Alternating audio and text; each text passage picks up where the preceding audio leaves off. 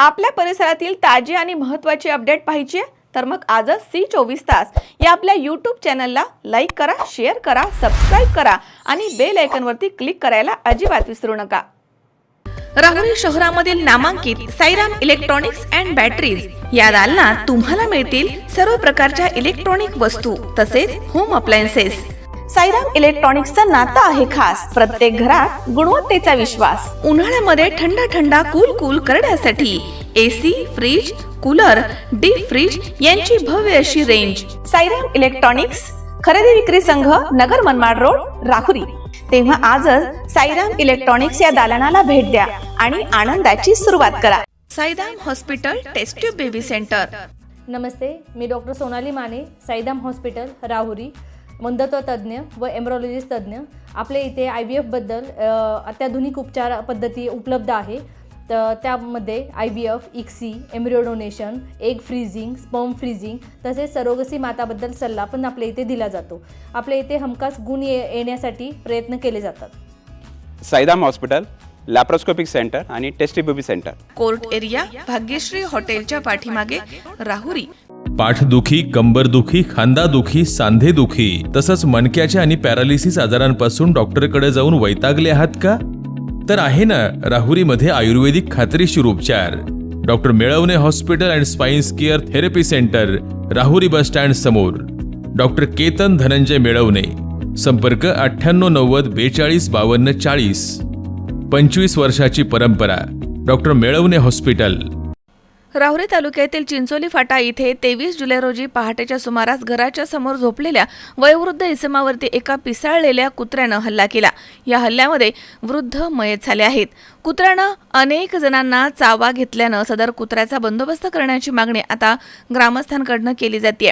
या घटनेमधील मयत साहेबराव रामोजी वाघमारे हे 23 जुलै रोजी पहाटे 6च्या दरम्यान त्यांच्या घराच्या जवळ श्रीराम लॉन्ड्रीच्या समोर झोपलेले होते।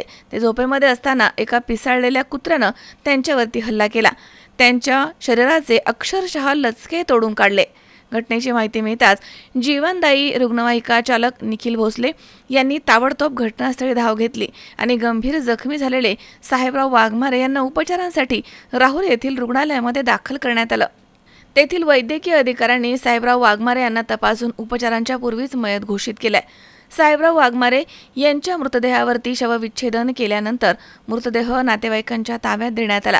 घटनेनंतर वन विभागाचे अधिकारी ज्ञानेश्वर साळुंके, पोलीस निरीक्षक रवींद्र देशमुख, हवालदार सतीश आवारे, देविदास कोकाटे, रवी पवार, सूरज गायकवाड, नदीम शेख, जालिंदर धायगुडे, अंकुश भोसले, चिंचोली गावाचे सरपंच सुरेश उर्फ बंटी लाटे आणि स्थानिक ग्रामस्थ आणि स्थानिक प्रशासन, आरोग्य विभाग आणि पशुवैद्यकीय विभागाचं पथक आणि ग्रामस्थ घटनास्थळी दाखल झाले।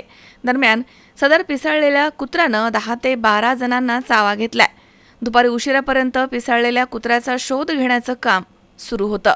या घटनेमुळे परिसरामध्ये भीतीचं वातावरण निर्माण झालंय। परिसरामधील शाळांना सुट्टी देण्यात आली आहे। तसेच भटक्या कुत्र्यांचा ताबडतोब बंदोबस्त करण्याची मागणी आता ग्रामस्थांकडून केली जाते।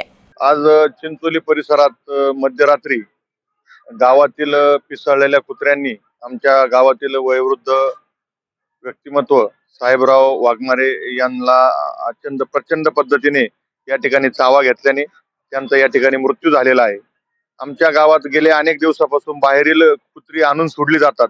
त्यात अनेक कुत्र्यांना रेबीज झालेला असतो आणि त्यातून गावातही तो रेबीज पसरतो आणि त्यातून या पिसाळलेल्या कुत्र्यांचं प्रमाण वाढलेलं आहे।